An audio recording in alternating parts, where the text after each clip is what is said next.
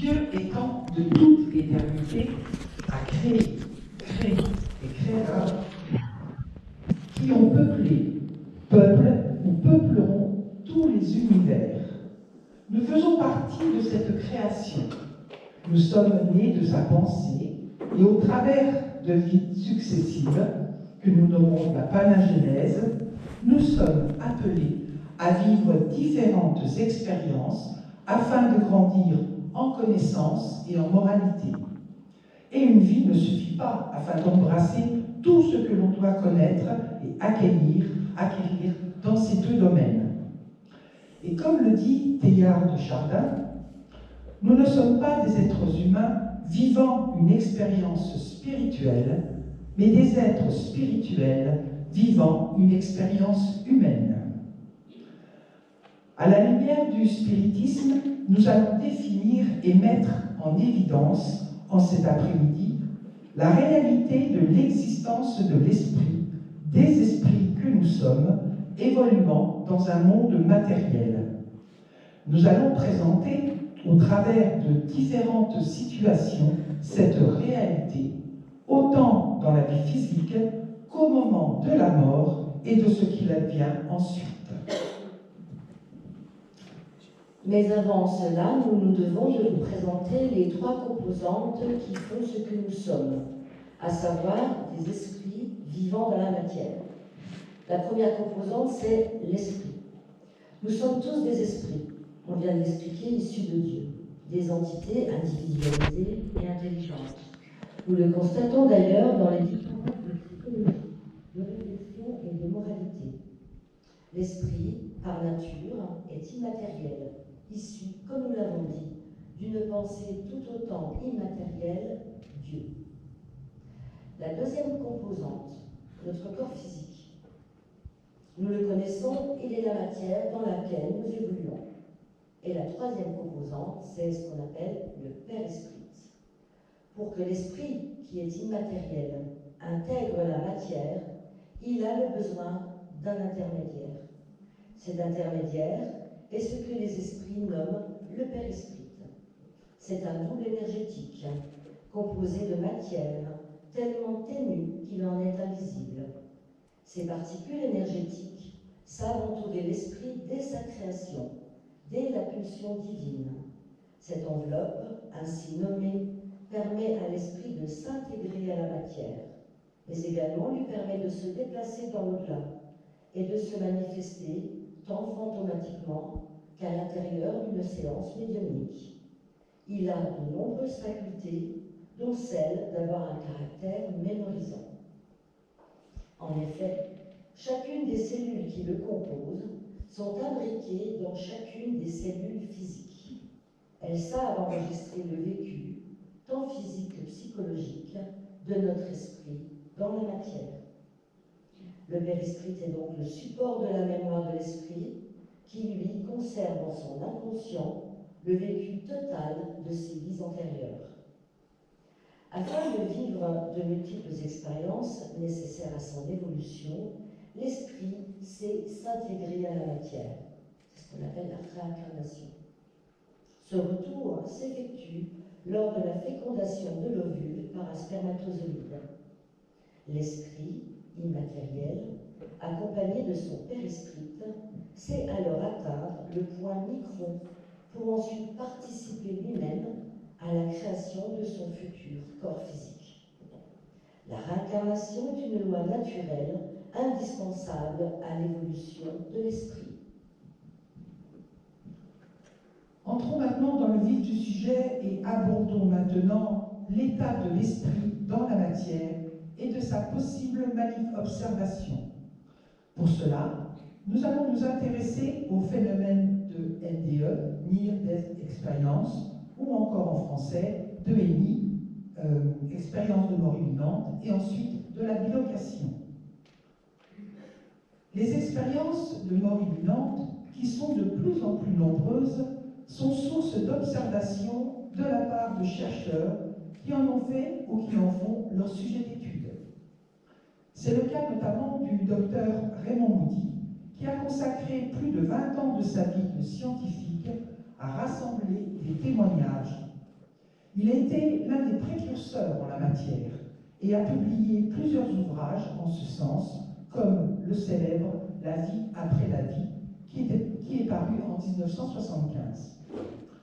D'autres scientifiques lui ont emboîté le pas, comme par exemple le professeur Pim van Lommel, qui est cardiologue néerlandais, dont les propos sont relatés dans le livre de Leslie Kean, Survivre à la mort. Et voici comment il définit l'expérience de mort imminente. Je la définis comme la mémoire d'une série d'impressions ressenties dans un état de conscience particulier, incluant un certain nombre d'éléments universels, comme la sortie du corps, la traversée d'un tunnel, la vision d'une lumière éclatante, la rencontre de parents ou de proches décédés, le passage en revue d'événements de sa propre vie, avant un retour conscient à l'intérieur du corps.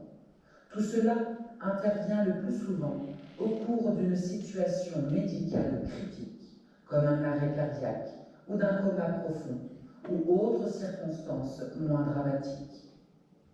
Et donc, citons comme exemple le cas de Pamela Reynolds. Pamela Reynolds est née en 1956 à Atlanta, en Géorgie, et elle est décédée en 2010. Mais en 1971, alors qu'elle est une jeune mère de famille, elle n'a plus que quelques semaines à vivre, car un scanner a révélé un anévrisme situé dans son cerveau, au niveau du tronc cérébral. Anévrisme menaçant de se rompre à tout moment. De plus, cet anévrisme est inaccessible. Le neurochirurgien Robert Spelzer lui propose alors l'opération de la dernière chance, une intervention chirurgicale extrêmement délicate et encore rarement utilisée. Et voilà ce qu'elle racontera après son réveil.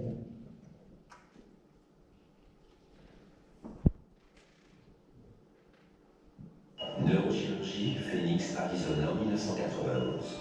Préparation de la salle d'opération pour une intervention délicate. Il s'agit d'enlever un anévrisme, la malformation d'une artère dans le cerveau de la patiente. Pas une goutte de sang ne doit circuler dans le cerveau durant l'intervention, soit pendant une demi-heure. Mais déjà au bout d'1 minute, le cerveau serait détruit. Pour les débutants, on place le corps en hibernation à 15,5 degrés. L'activité électrique du cerveau est surveillée, de même que ce qui se passe dans le tronc cérébral. 2 heures après le début de la narcose, la scie à trépanée ouvre le crâne. Après 4 heures, le cœur s'arrête, le corps est vidé de son sang. Les tracés électroencéphalographiques tombent à 0. J'ai entendu un bruit mécanique. Ça m'a fait penser à la fraise du dentiste. C'était comme si le bruit me poussait et finalement, je suis sortie par le haut de ma tête.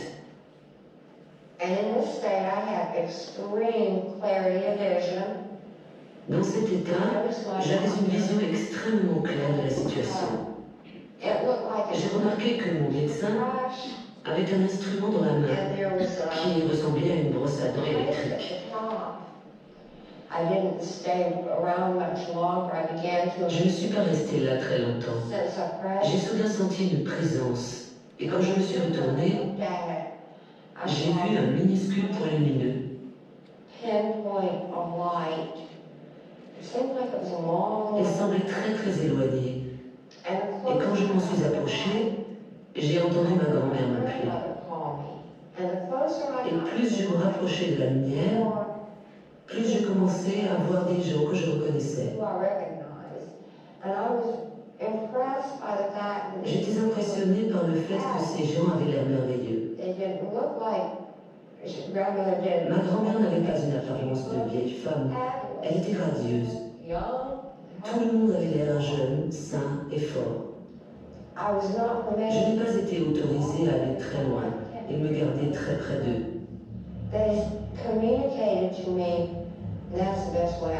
Ils ont communiqué avec moi. Je n'ai pas d'autre mot pour exprimer cela. Parce qu'ils ne parlaient pas comme vous et moi. Ils pensaient et j'entendais. Elle ne voulait pas que j'entre dans la lumière. Elle disait que si j'allais trop loin, elle ne pourrait plus me relier à mon moi physique. Mon oncle m'a ramené en bas, à travers le tunnel. Et pendant tout le voyage, j'ai intensément désiré retourner dans mon corps. Puis je suis arrivée à mon corps, et je l'ai regardé, et franchement, il avait l'air d'une épave. Il avait l'air de ce qu'il était, mort. Et je n'ai plus voulu y retourner. Mon oncle m'a communiqué que c'était comme sauter dans une piscine. Vas-y, saute dans la piscine. Mais j'étais toujours réticente à le faire. Et puis, il s'est passé quelque chose que je ne comprends toujours pas aujourd'hui. Il a accéléré mon retour dans le corps, en me donnant une sorte de coup, comme quand on pousse quelqu'un dans la piscine. Et quand j'ai touché le corps, c'était comme si j'étais tombée dans un bassin d'eau glacée. Et je ne verrai jamais. Mon corps a fait comme ça.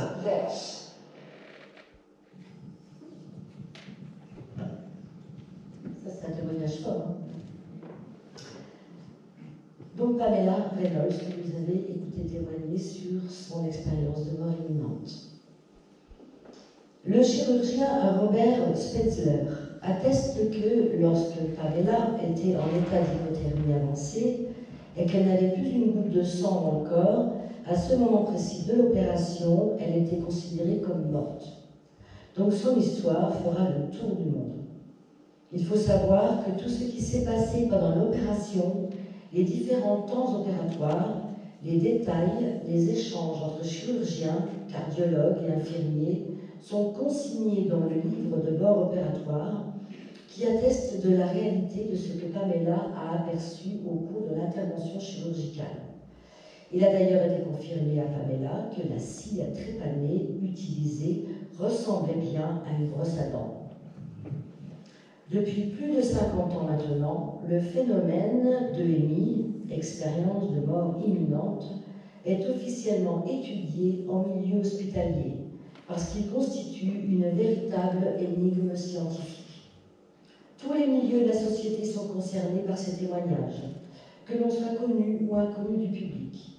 Des célébrités ont témoigné de cette expérience de mort imminente. Citons par exemple Larry Hagman, le junior du feuilleton Dallas. Ça vous parle? Le quoi? Ah, le JS. C'est vieux. Jane Seymour, héroïne de la série Dr. Queen, femme médecin. De Peter Sellers, acteur comique britannique ayant joué dans le film La Panthère Rose. Ou encore Johnny Cash, chanteur et auteur-compositeur de country music. Elizabeth Taylor, célèbre actrice britannico-américaine, témoignera elle aussi de ce qu'elle a vécu à la fin des années 1950 lors d'une intervention chirurgicale au niveau du dos. Elle fut déclarée morte pendant 5 minutes. Après avoir été réanimée, elle relatera à l'équipe médicale composée de 11 personnes son expérience de mort imminente, puis la révélera à des amis et constatera combien, à l'époque, le sujet était encore tabou. Son témoignage est le suivant. Elle a traversé, durant 5 minutes où elle fut déclarée morte, un tunnel au bout duquel elle a retrouvé, baignant dans une lumière blanche et brillante, l'esprit de son 3e mari, tué dans un accident d'avion en 1958. Elle aurait voulu rester auprès de lui, mais celui-ci lui a dit qu'elle devait repartir parce qu'elle avait à faire quelque chose de très important et qu'elle ne devait pas abandonner maintenant. L'actrice affirmera plus tard que c'était la force et l'amour de son défunt mari qui l'avaient ramenée à la vie. En 2011, Elizabeth Taylor rejoignait l'au-delà après s'être largement impliquée dans la lutte contre le sida et dans la création d'une fondation dédiée à la recherche. Comme elle, ils sont des milliers à vivre de pareilles expériences, et les scientifiques qui les étudient en arrivent à la conclusion suivante. Pim van Lommel, tout comme Thierry Janssen, ancien chirurgien, témoigne. J'en suis venue à penser que très probablement, la mort, à l'instar de la naissance, n'est qu'un passage d'un état de conscience à un autre. Et pour Thierry Janssen, la conscience ne meurt pas. Il y a 99% de chances que ce soit l'hypothèse la plus valide. Un autre témoignage de NDE, EMI. Voici le témoignage en vidéo du neurochirurgien américain Eben Alexander, auteur du best-seller Proof of Heaven, les preuves du paradis, dans lequel il décrit son expérience de mort imminente en 2008. Il affirme que son cas prouve que la conscience peut se produire en absence d'activité cérébrale. Selon lui, la science peut et doit déterminer si l'au-delà existe réellement. Il a participé récemment aux deuxièmes rencontres internationales sur les expériences de mort imminente qui ont eu lieu à Marseille en mars 2013.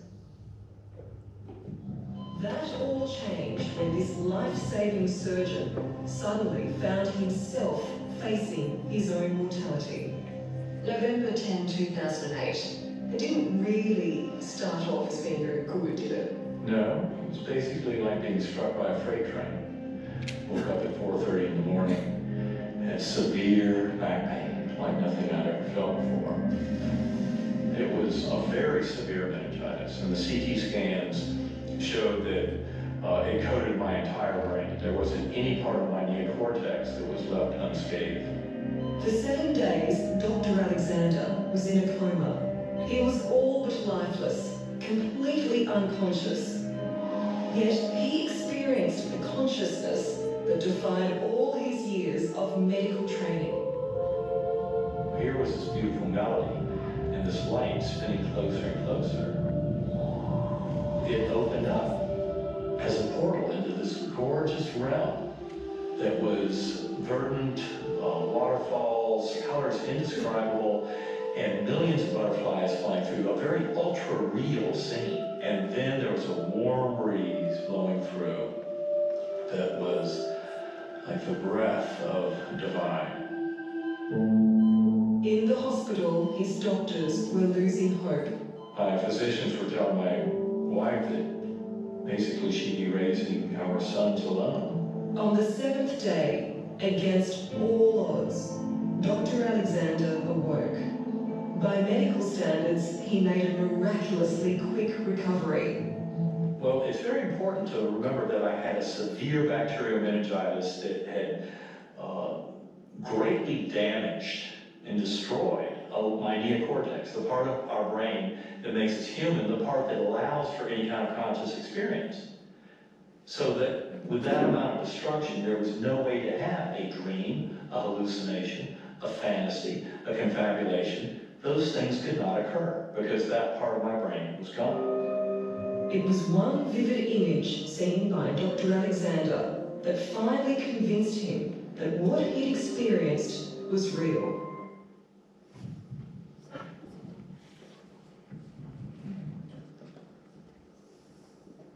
Abordons à présent le phénomène de la bilocation. Les histoires de fantômes, d'apparitions de personnes décédées existent depuis l'aube de l'humanité, et cela sous toutes les latitudes, dans tous les pays. Le phénomène dit d'apparition ne concerne pas seulement les décédés. Une personne vivante peut apparaître à 2 endroits en même temps. Cela s'appelle la bilocation. Ces phénomènes de bilocation prouvent l'existence de l'esprit et mettent en évidence la manifestation de notre père-esprit dont nous avons parlé tout à l'heure, qui, en de rares circonstances, peuvent conjointement s'éloigner du corps physique de manière courte et temporaire. Citons pour étayer notre propos 2 exemples. Le premier exemple que nous vous proposons est celui du Padre Pio. Le Padre Pio est ordonné prêtre en 1910 à l'âge de 23 ans et résidera toute sa vie au monastère de San Giovanni Rotondo. Il était médium, recevant auprès de lui des esprits à délivrer. Il a eu de nombreuses visions. Il était clairvoyant. Des fidèles l'ont vu lors de messes s'élever dans les airs à quelques mètres du sol. Il a porté également les stigmates. Il a guéri une aveugle et un paralytique. Et, de surcroît, il se dégageait également de lui des effluves olfactives, des parfums de rose ou encore de violette.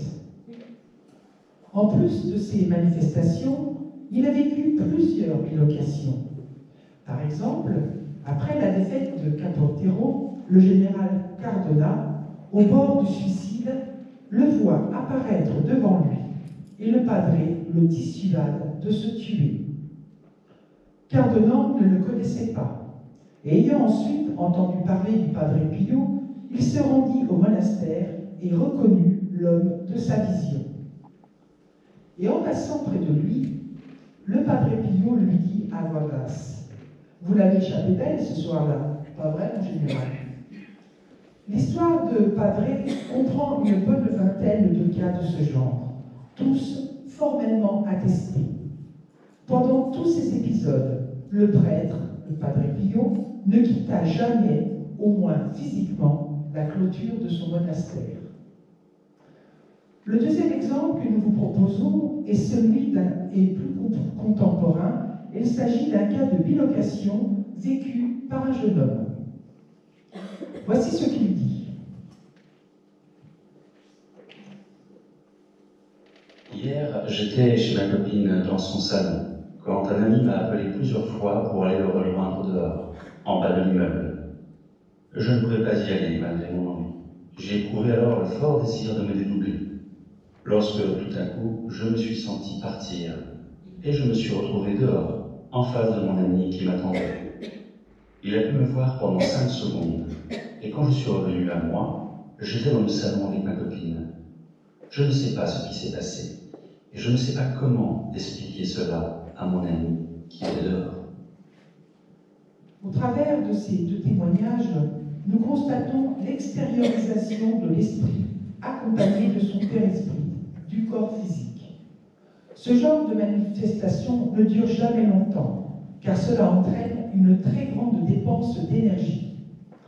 C'est la raison pour laquelle, durant cette expérience, le corps physique fonctionne comme au ralenti, car l'esprit, accompagné toujours de son père-esprit, ne l'habite plus, bien qu'il soit toujours revenu. Alors pour le Padre Pio, qui était un grand clairvoyant, dans l'amour qu'il portait à son prochain, il savait se dédoubler consciemment, afin d'apporter réflexion auprès de celles et ceux qui le recevaient ou qui le voyaient. Pour le dernier exemple, celui du jeune homme, dans l'amour qu'il porte... Pardon. Je recommence. Pour le dernier exemple, celui du jeune homme, le désir de voir son ami est tellement fort qu'il enclenche chez lui le phénomène de manière inconsciente. Bien entendu, ce genre de phénomène reste très rare, mais prouve ô combien que nous ne sommes pas uniquement constitués que de matière.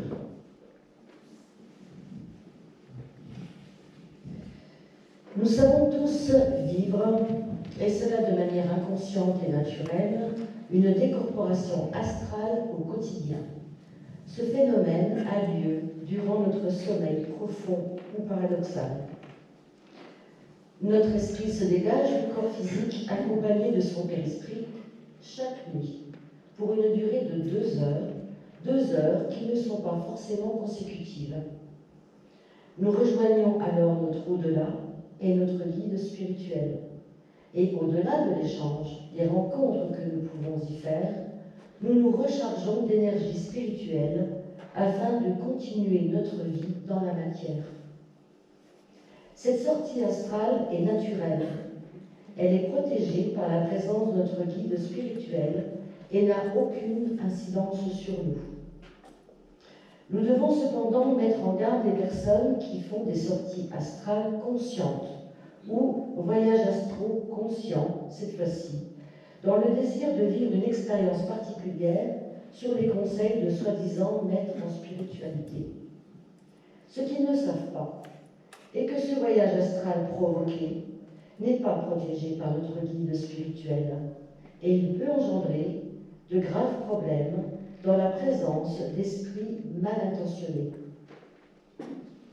Ces esprits pourraient alors bloquer le retour de l'expérimentateur dans son corps physique et ainsi provoquer une mort accidentelle. S'il réintègre son corps physique, ces esprits pourraient lui faire subir des influences négatives qui sauront émettre et créer chez lui des problèmes physiques, psychologiques, comportementaux, allant quelquefois jusqu'à l'hospitalisation dans des services spécialisés. Nous le redisons, nous ne pouvons que mettre en garde contre ce genre de pratique. Et donc, si l'esprit peut s'extérioriser de son corps physique, sous certaines conditions, bien entendu, il en est de même de notre pensée, qui sait se véhiculer naturellement dans l'espace afin d'atteindre son but. Lorsque nous pensons, et nous pensons tout le temps, nos pensées s'extériorisent de notre corps physique, elles deviennent ce qu'on appelle des fluides et qui vont se véhiculer dans l'espace sous forme vibratoire. Lorsque nous pensons, par exemple, à une amie, à un proche, et que nous avons envie d'avoir de ses nouvelles, nous extériorisons notre pensée qui, en se véhiculant dans l'espace, va savoir atteindre la personne à laquelle nous pensons.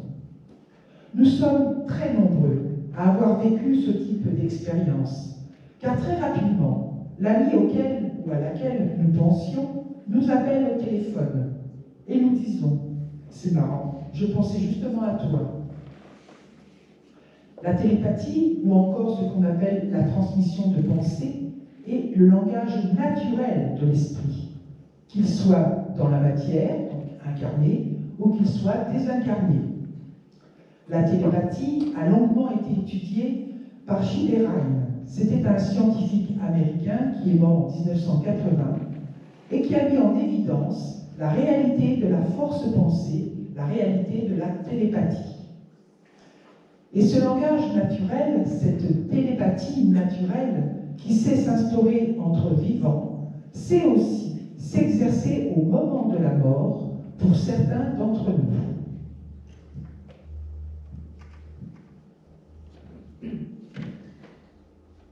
Abordons maintenant ce qu'il est possible de voir au moment de la mort. Des mourants savent vivre ce qu'il est nommé des expériences paranormales au seuil de la mort. Quels aperçus de la mort nous donnent les mourants? Que vivent-ils et que voient-ils durant leurs derniers instants?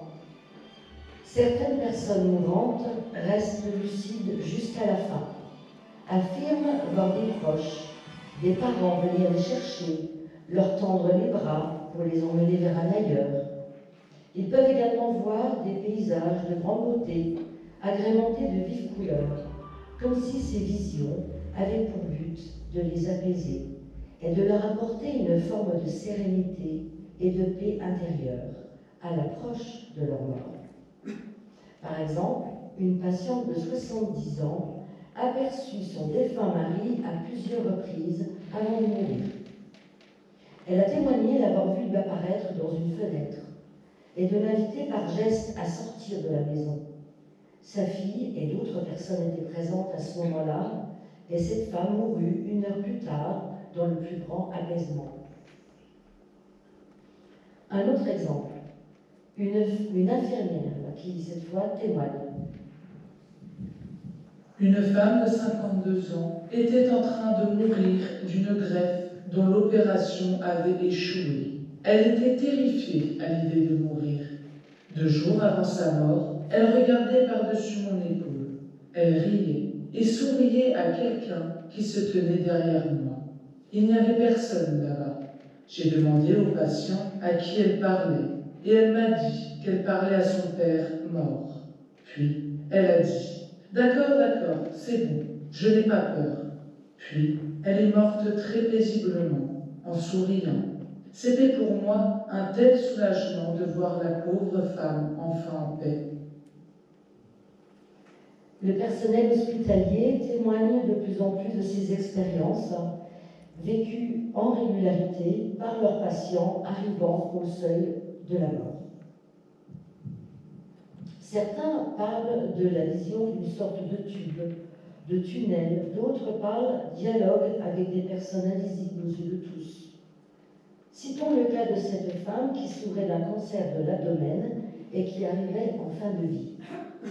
Lorsque l'infirmière entra dans sa chambre, celle-ci était en compagnie de son fils, assis à ses côtés, mais parlait avec une personne invisible qu'elle présentait comme son défunt mari, mort 17 ans plus tôt. La patiente avait les yeux ouverts, mais elle semblait être comme dans un état second. Elle parlait sur un ton monocorde.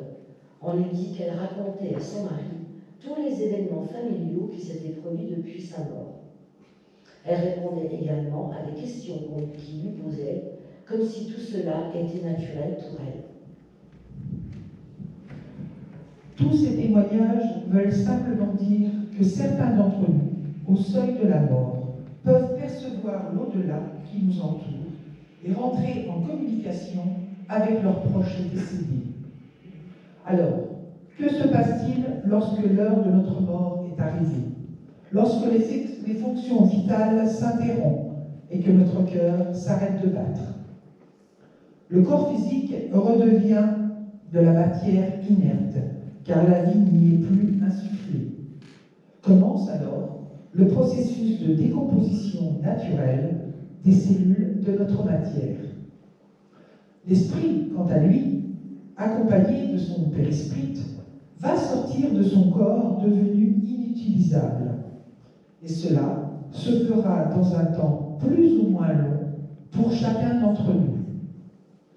À ce moment-là, l'esprit dégagé en totalité de son corps physique a la sensation de tourner à grande vitesse et ressent l'impression d'une chute. Sensation d'ailleurs qui cesseront dans un temps relatif suivant l'esprit qui vit le phénomène. Puis, l'esprit, toujours accompagné de son périsprit, se retrouve devant l'entrée d'un long tunnel. S'il pénètre ce tunnel et arrive dans la lumière qui scintille en son extrémité, il va alors retrouver des êtres qu'il a aimés, des parents, des amis, et surtout, il va retrouver son guide spirituel et ainsi continuer son chemin évolutif. Il s'éloigne alors des vibrations terrestres et vit la vie des esprits conscients de leur nouvel état. Un grand nombre d'esprits passent ce tunnel, dont vous avez tous entendu parler, et c'est tant mieux. Mais d'autres ne le passent pas. Pourquoi? Ce non-passage est lié à deux états de fait. Le premier est que l'esprit, dans son niveau de conscience, dans sa moralité, peut conserver en lui de bas instincts. Il est enclin naturellement à faire le mal. Il ne sait pas encore qu'il peut aimer. Ce sentiment ne l'habite pas, même s'il a pu le laisser croire dans sa vie précédente. On a des exemples dans notre histoire. Les nazis, par exemple, qui pouvaient avoir femme et enfants et semblaient être des maris aimants et des pères attentifs, n'hésitaient pas à tuer leur prochain sans état d'âme particulier. L'amour, le respect du prochain dans ses différences, ne faisait pas partie de leur réflexion, n'habitait pas leur âme. Ce genre d'esprit agit plus par instinct et jouit de faire le mal car il ne connaît rien d'autre. Il n'a aucune idée d'une vie après la mort. Il est très loin d'imaginer un au-delà. Restant proche des vibrations de la matière, c'est-à-dire proche de nos vies matérielles, il va continuer de vouloir jouir du mal qu'il peut engendrer, et ainsi pourra agir par la pensée sur des humains, en leur insufflant des idées malsaines, en favorisant leurs bas instincts, voire en les possédant pour les manipuler à sa guise. Citons le témoignage d'un esprit qui est venu au cercle à Clairbec, en séance médiumnique, après l'aide qui lui a été apportée, aide que nous aborderons un peu plus loin. Quand je me suis endormie dans la mort, je n'ai pas fait de différence. J'ai vu mon corps, j'ai vu mon cercueil. J'ai cru que je pourrais continuer d'agir, de penser comme auparavant. J'entendais des voix qui m'appelaient au pardon, et je ne voulais rien savoir. Puis, je rencontrais des esprits que j'avais connus. Alors, je décidai d'aller vers eux, et devant leur frayeur, je me réjouissais. Je pensais, je suis peut-être morte, mais ils me craignent, et c'est bien alors. Profitons de cette position. Le plaisir du mal, le plaisir de la haine, me poussait à continuer de les effrayer. Je me suis vite aperçu qu'il était possible de faire peur aux hommes, de continuer de les visiter, de frapper des coups dans leur maison, de leur apparaître sous une forme plus ou moins hideuse, de crier dans leur nuit pour les faire trembler. Et je détestais les hommes. Je détestais toutes les personnes que j'avais connues. Je prenais du plaisir à continuer à leur faire peur. Donc là, c'est le cas d'un esprit malsain, qu'on appelle l'esprit du mal. Et puis, on ne passe pas le tunnel pour une autre raison, un esprit dont la vie physique s'est arrêtée brutalement, par exemple, suite à un accident, un meurtre, un cataclysme, une guerre, une famine, un suicide, et les exemples sont nombreux, peut alors continuer de vivre sa mort comme une réalité vivante et tangible pour lui. C'est ce que les esprits nomment le trouble. Comme dans ce cas de figure, l'esprit pense, voit, ressent. Il a le sentiment de continuer de vivre, car il ne sait pas qu'il est mort. Ce qui augmente son illusion est qu'il se voit dans un corps semblable au précédent pour la forme. Comme il n'a pas conscience de son enveloppe perispitale, qui, rappelons-le, est le double parfait de son corps physique, il croit que le corps qu'il voit, qu'il ressent, est son corps physique. Alors pourquoi le trouble? Parce que l'esprit qui est dans le trouble transporte avec lui tout ce qu'il vient de vivre matériellement. Le vécu n'est pas passé pour l'esprit qui vient de mourir, il reste pour lui son présent. Ce vécu, continuant d'être le présent, c'est ainsi que naît le trouble. Et la durée de ce trouble peut aller de quelques heures à quelques années de temps terrestre. Citons par exemple le cas des dames blanches. Qui sont ces dames blanches aperçues le plus souvent au bord des routes, faisant de l'autostop et qui s'évaporent soudainement après avoir mis en garde le conducteur des dangers de la route. En France, les témoignages sont très nombreux. Premier exemple. C'est une jeune femme habillée en blanc qui surprend les automobilistes en Haute-Vienne vers Limoges. La gendarmerie de cette ville a déjà recueilli plusieurs témoignages similaires. La jeune femme monte dans le véhicule et à l'approche d'un pont s'écrie « Attention, ce tournant est dangereux !» avant de s'évaporer. Une jeune femme dans les années 60 s'était tuée dans ce virage. Un autre exemple. Le 20 mai 1981, sur la route entre Palavas et Montpellier, 4 jeunes gens rencontrent une dame blanche. Elle était âgée d'une 50aine d'années, portant un imperméable et un foulard blanc. Elle prend place à l'arrière du véhicule, entre deux des passagers.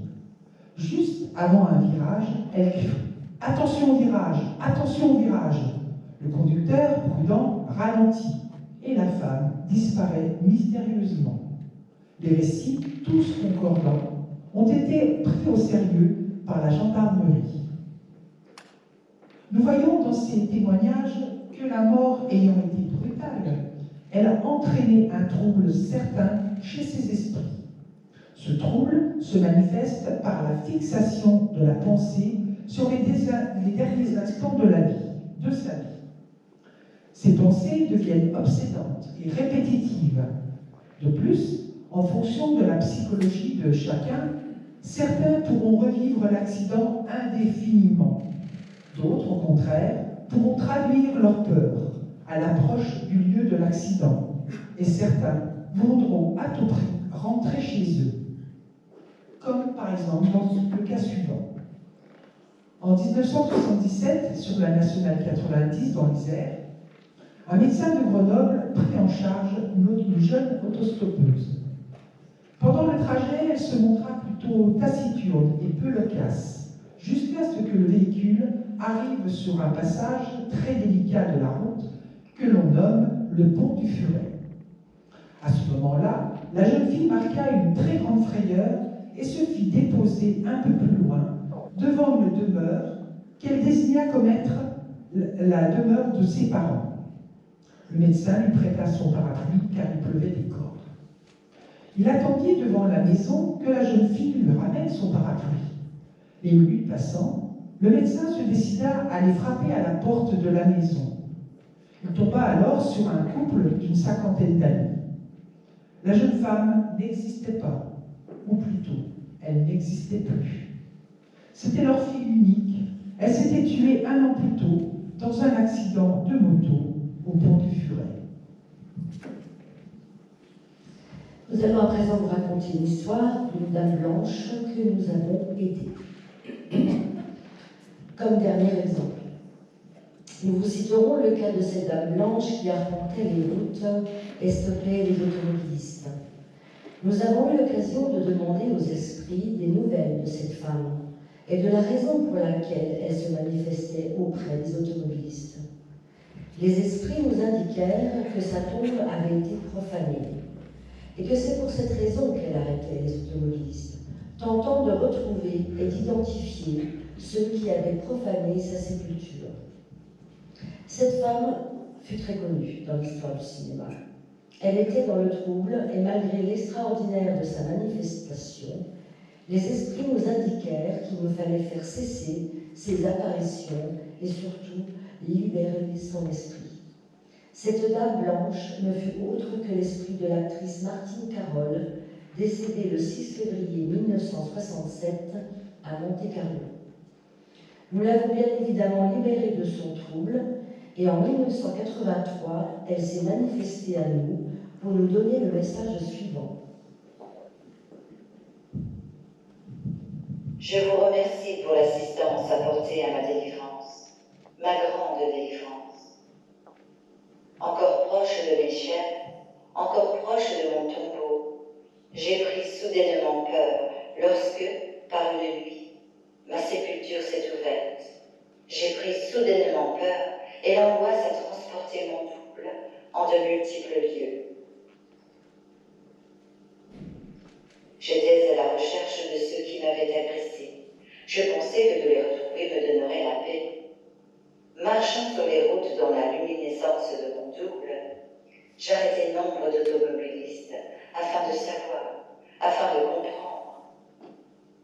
Ma déception revenait sans cesse, jusqu'au jour où je ressentis une grande lassitude. Cette lassitude m'a envahi et a provoqué un si profond sommeil en moi que ma volonté vaincue ne pouvait plus faire jaillir ce corps de lumière qui a tant effrayé. Ma lassitude, c'était votre prière. Ma lassitude, c'était votre pensée, votre délivrance. Pour moi, il n'est plus de dame blanche, et pour moi, la liberté commence. Merci, merci.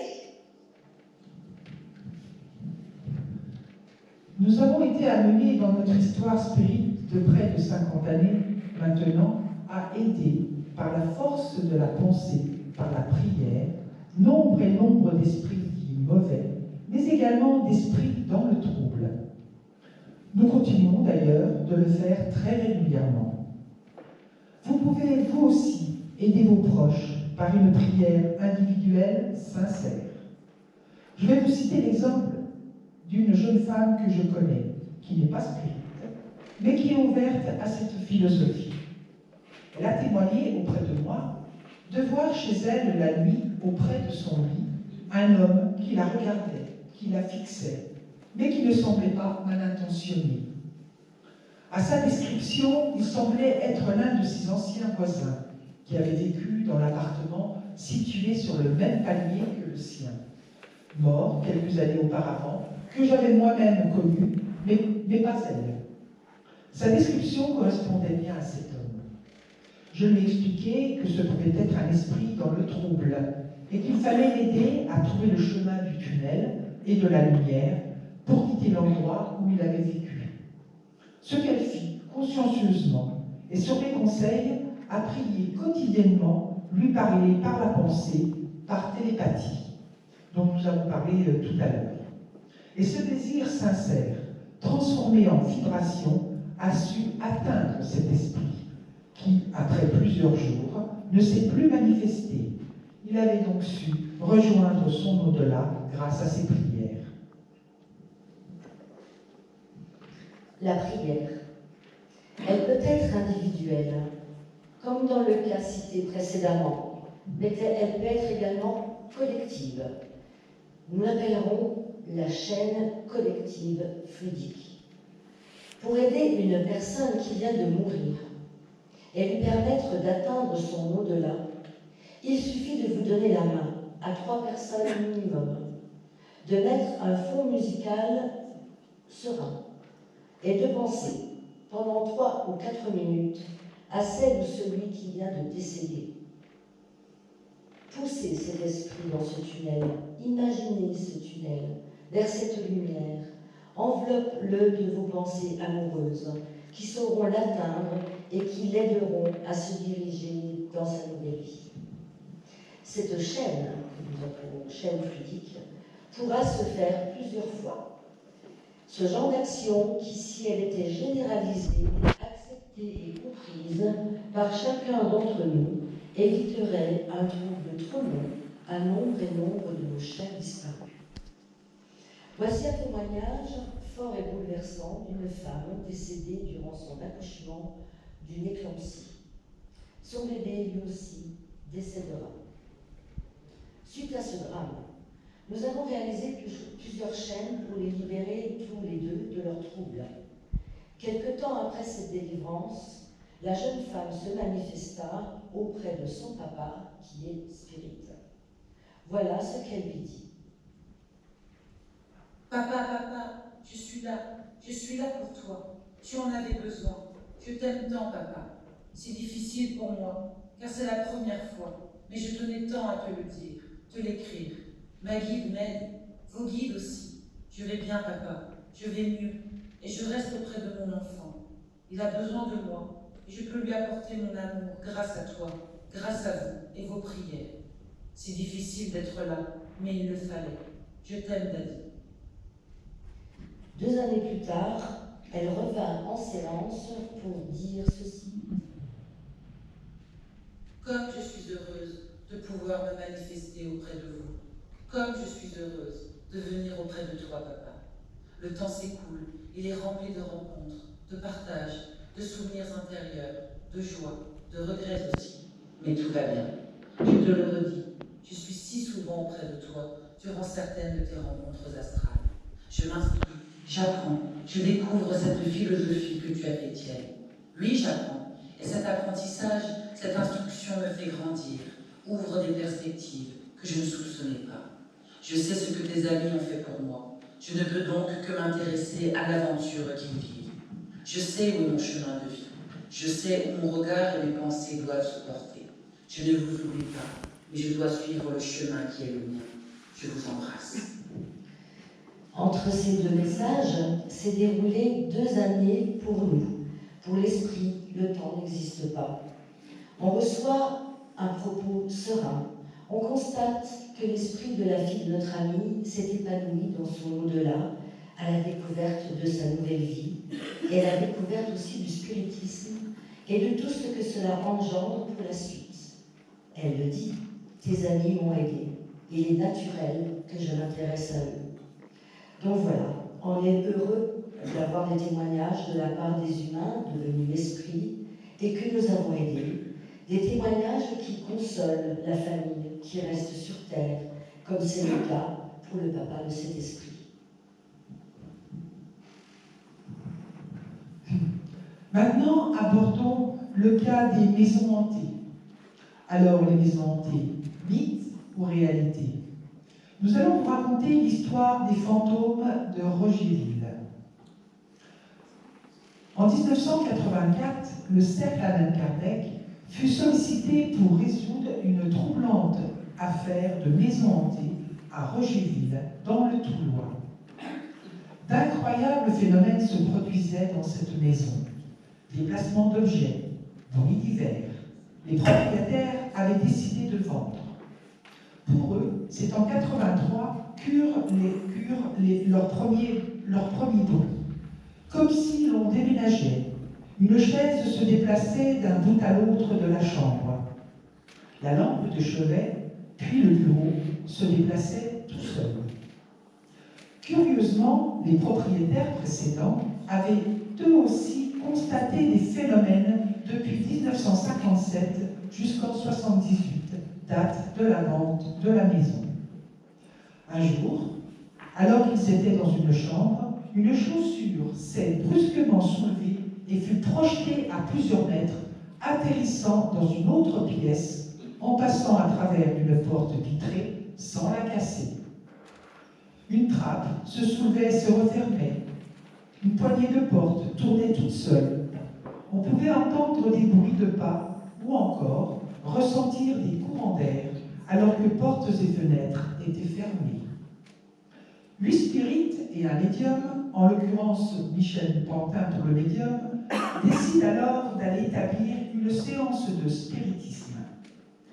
Les spirites entourent le médium qui va prêter son corps aux esprits perturbateurs et 3 esprits vont alors se manifester l'un derrière l'autre. Le premier dit s'appeler Eugène Robillard. Il explique avec difficulté, car il souffre, qu'il était en train de creuser un puits lorsqu'il y eut un violent orage. Tout s'est écroulé autour de lui et la terre l'a enseveli. Il veut sortir et c'est pour cela qu'il frappe et produit divers bruits et diverses manifestations. Un dialogue s'engage alors avec lui afin de le diriger progressivement vers la lumière et vers son guide. Lors de la séance, un spirit lui a expliqué qu'il était en 1984. Cela le troubla fortement, car il croyait encore qu'être en 1905. Nous sommes là en face d'un esprit frappé par une mort subite et violente. Se croyant toujours prisonnier, il n'a pas pris conscience de sa mort, et le temps pour lui s'est arrêté. Par la suite, on apprit dans les archives des journaux régionaux qu'en 1905, un certain Eugène Robillard avait trouvé la mort en creusant un puits à la suite d'un violent orage. Ensuite, toujours dans cette même séance, se manifeste un deuxième esprit. Il a un fort accent allemand.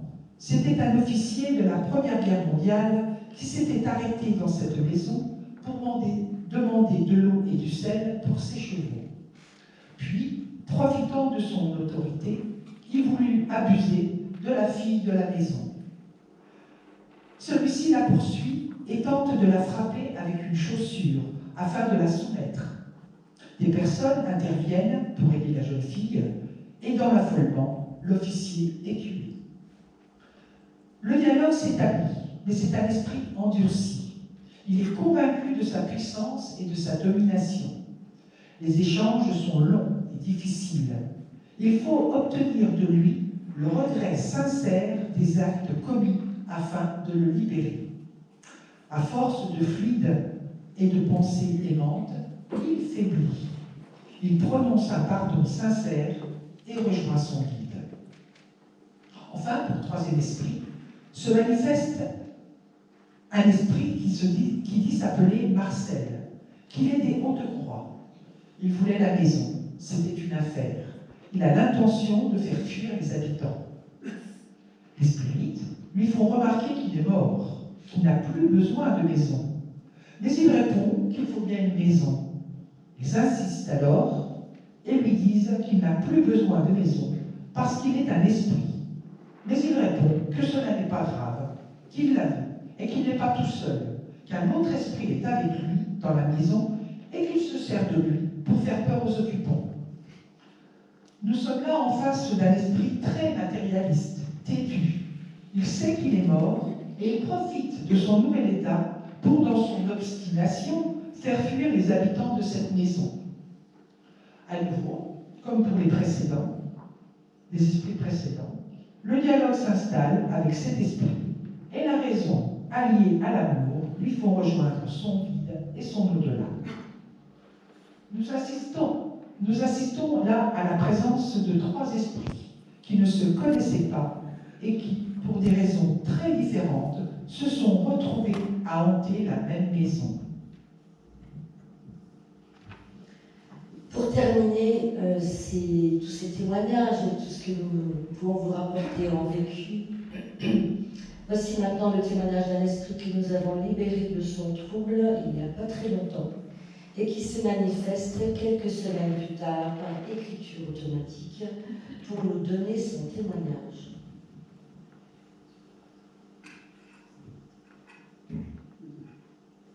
Mon nom est Piotr. Je suis ukrainien. Je suis mort dans cette sale guerre, décidée par un fou. J'étais heureux auprès de ma femme et de mon petit avant. Qui peut imaginer que sa vie va basculer en une journée? Qu'il va falloir tenir une arme et devoir tirer sur ses voisins? Personne.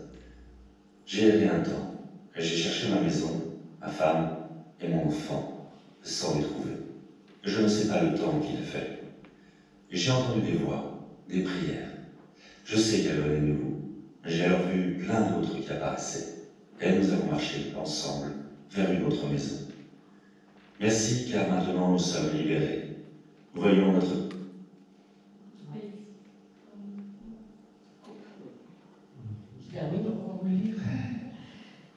Nous voyons notre pays, nos amis, nos amours, et les soutenons à notre façon. Merci pour tout cela dont vous ne connaissez pas le nom. Lorsque le tunnel a été traversé, que l'esprit ait été conscient de son passage ou qu'il ait été aidé de différentes façons, comme nous venons de vous les décrire, l'esprit va lentement reprendre force et conscience de sa réalité spirituelle auprès de son guide et auprès d'autres esprits familiers, connus dans cette vie ou connus dans une autre.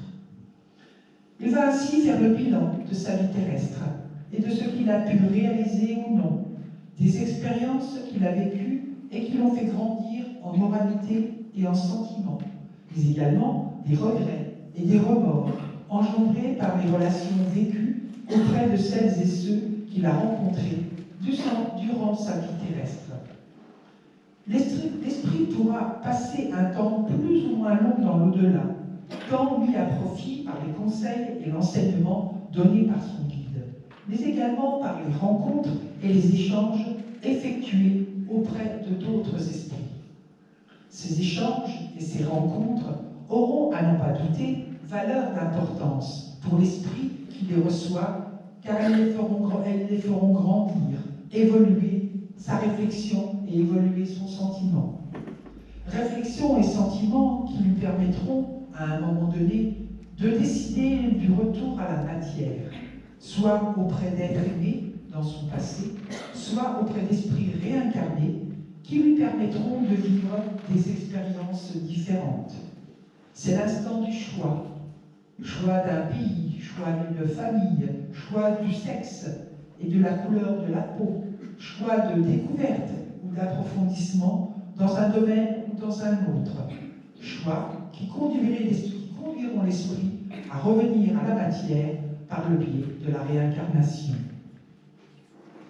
Naître, mourir, renaître encore et progresser sans cesse, telle est la loi.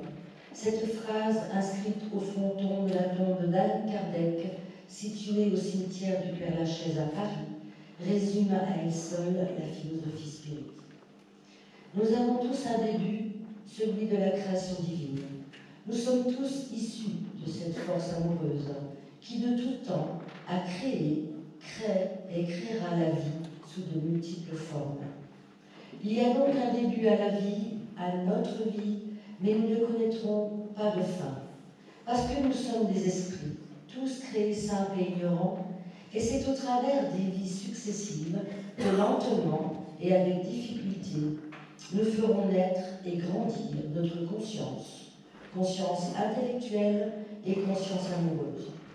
Ce sont les vies successives qui font grandir en nous le sentiment envers les autres et le sentiment dans la reconnaissance progressive de notre ontologie divine. Nous sommes à l'école de la vie et comme les enfants qui passent de classe en classe pour parfaire leur intellect, nous allons de vie en vie pour toujours apprendre, apprendre à aimer, apprendre à donner, apprendre à reconnaître l'esprit qui est en nous et apprendre à reconnaître les autres comme nos frères dans la réalité de la présence d'un Dieu qui sait apporter la vie tant sur Terre que sur d'autres sphères dans l'univers infini. Merci de votre attention.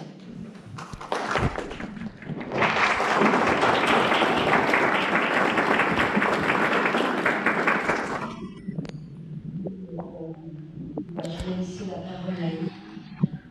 Nous allons vous présenter nos éditions et vous présenter un petit peu ce que nous faisons en termes d'édition et d'explication.